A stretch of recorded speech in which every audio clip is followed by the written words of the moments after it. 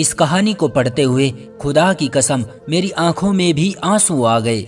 मैं सोच में पड़ गया कि क्या ऐसे जालिम लोग भी दुनिया में मौजूद हैं जो यतीम और लाचार लोगों का माल हड़पने के लिए जुल्म सितम की सारी हदें पार कर जाते हैं। दोस्तों, कहानी को पूरा सुनिएगा, बहुत ही जबरदस्त किस्सा है।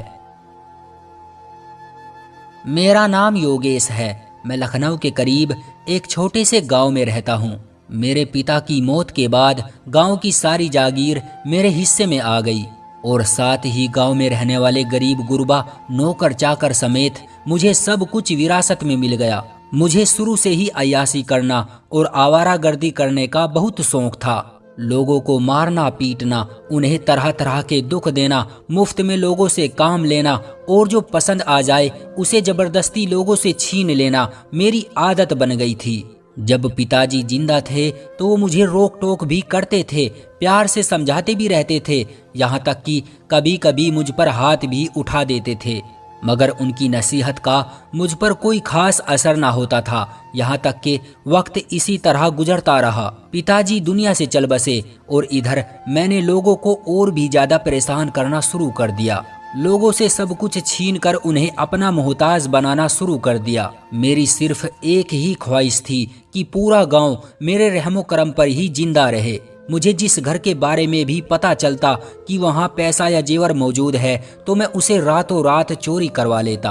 हालांकि लोग जानते थे कि चोरी किसने कराई, मगर मेरे खौफ की वजह से कोई भी आदमी मेरे खिलाफ खड़े होने की हिम्मत ना कर पाता था। मैंने चोरी डकैती और अलग अलग तरह के दांव पैंच से गरीब लोगों से सब कुछ हथिया लिया और नौबत यहाँ तक आ पहुँची कि गांव के लोग मुझसे कर्ज लेकर खाने पर मजबूर हो गए।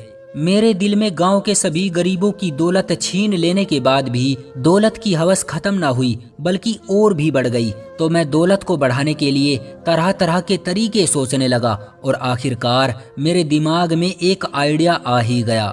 गांव के सभी लोग मुझसे कर्ज ले लेकर गुजारा कर रहे थे और मेरे अलावा उनको कर्ज कहीं और से मिलने की भी कोई उम्मीद नहीं थी। तो मैंने लोगों को ब्याज पर कर्ज देना शुरू कर दिया। लोग मजबूर थे, उनको जिंदा रहने के लिए रोटी चाहिए और वो रोटी कमाने और खरीदने के लिए भी मुझसे कर्ज लेने पर मजबूर थे। लोग अपने आप तो किसी तरह भूख बर्दाश्त कर लेते थे, मगर जब शाम को घर जाकर भूख से बिलखते अपने मासूम बच्चे देखते तो उनके लिए रोटी खरीदने की खातिर मजबूरन ब्याज पर कर्ज लेने के लिए मेरी दहलीज पर आ ही जाते। जो लोग मुझसे एक बार कर्ज ले लेते थे फिर उम्र भर वापस ना कर पाते थे। यहाँ तक कि या तो मैं कर्ज के बदले में उनकी किडनी निकाल कर बेच देता या फिर उनके घर पर कब्जा कर लेता। मेरे साथ काम करने वालों की तादाद इतनी ज्यादा हो गई थी कि लोग मेरे बारे में सब कुछ जानने के बाद भी मेरे सामने खड़े होने की हिम्मत ना कर पाते थे। वक्त इसी तरह गुजरता चला गया। ऊपर वाला मेरा भयानक अंजाम लिख चुका था।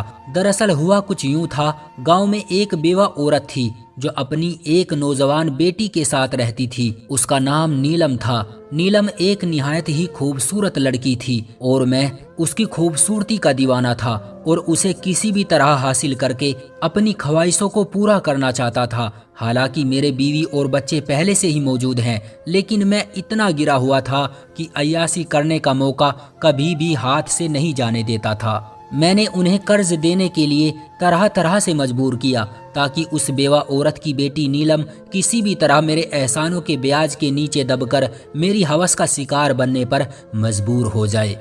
मगर वो कभी मेरी दहलीज पर पैसे मांगने ना आई और ना ही किसी और काम के लिए आई। लेकिन किस्मत ने तो कुछ और ही तय किया हुआ था। एक दिन उस बेवा औरत की बेटी नीलम मेरे दरवाजे पर आ ही गई।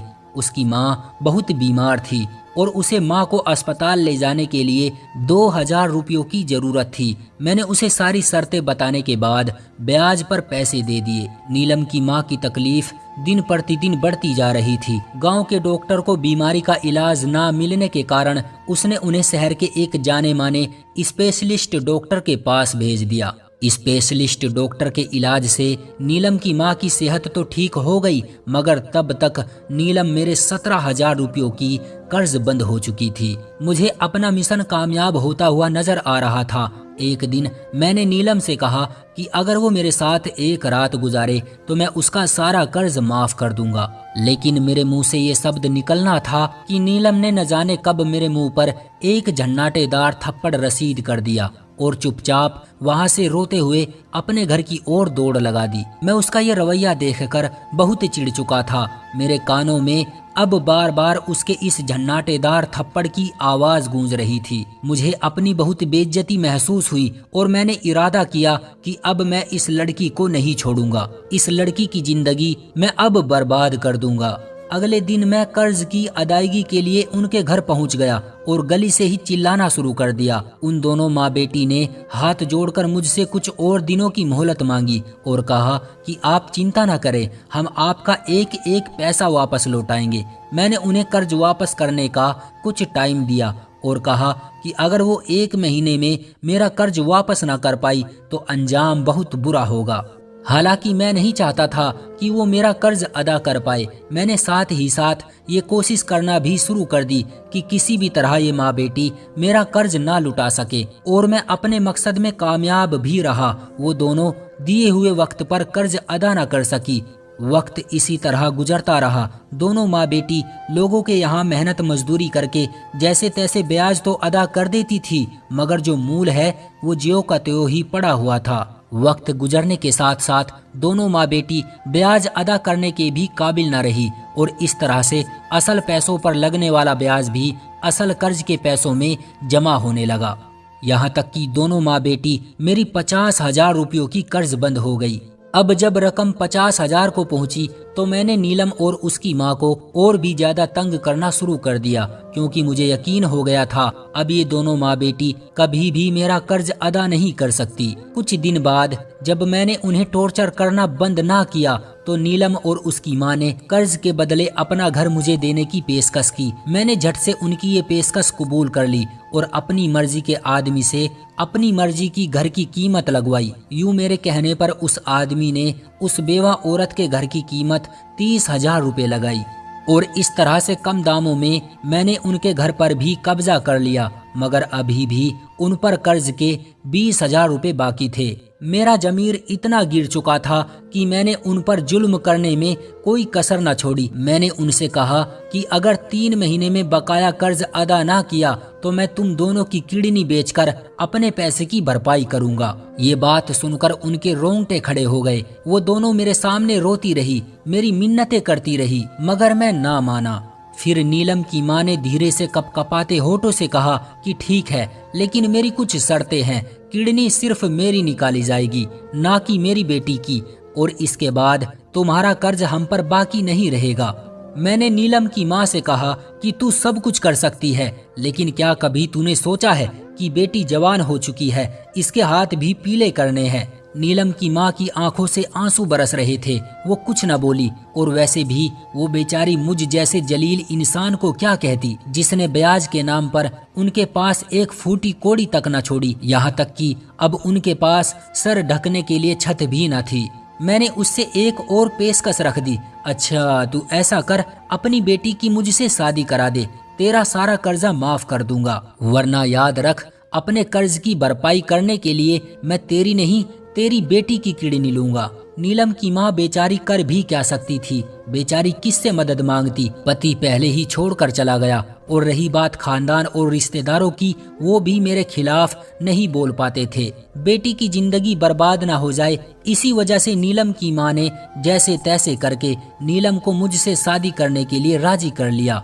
और यूं मैंने अपनी पहली बीवी से छुपकर दूसरी शादी कर ली, जो तकरीबन 1.5 साल तक चली। 1.5 साल बाद नीलम की मुझसे शादी का मेरी बीवी को पता चल गया, तो मैंने नीलम से जान छुड़ाने का इरादा कर लिया। मैं नीलम को बहला फुसलाकर कुछ टेस्ट कराने के बहाने उस डॉक्टर के पास ले गया, जिसके जरिए पहले मैं बहुत से गरीबों की किडनियां बेच चुका था। नीलम को चेक करवाया। डॉक्टर ने नीलम की रिपोर्ट में बताया कि नीलम को कैंसर है उसका ऑपरेशन करना पड़ेगा। और इस तरह से मैंने ऑपरेशन के नाम पर नीलम की एक किडनी निकाल कर बेच दी और फिर उसे तलाक देकर दोनों माँ बेटी को दर बदर भटकने पर मजबूर कर दिया। अच्छी तरह से इलाज ना होने के कारण कुछ दिन बाद ही उसकी निकाली गई किडनी वाली जगह पर इन्फेक्शन हो गया और इस तरह से तड़प तड़प कर उसने अपनी जान गंवा दी। नीलम के जाने के बाद उसकी माँ का सब्र का बांध टूट चुका था और वो मेरे घर पर आकर चीखे मार मार कर रोने लगी और आज पहली बार उसके मुंह से मेरे लिए बद्दुआ निकल रही थी। और इस तरह से बेटी के गम में तड़प तड़प कर उसने भी मेरी दहलीज पर दम तोड़ दिया। उन दोनों माँ बेटी की मौत के कुछ दिन बाद ही मुझ पर अजाब आना शुरू हो गया। मेरे गले में कैंसर हो गया और पेट में कुछ अजीब तरह के कीड़े पैदा हो गए। अब मेरी ये हालत है कि मैं हलक से नीचे कुछ उतार नहीं सकता और पेट में कीड़े पड़े होने की वजह से हर वक्त भूख लगी रहती है। शुरू में बच्चों ने इलाज करवाया मगर कुछ हासिल ना हुआ।